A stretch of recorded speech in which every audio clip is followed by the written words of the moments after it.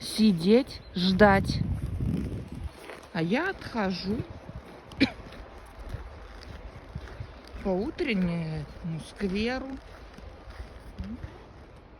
Вот Зевс сидит, ждет.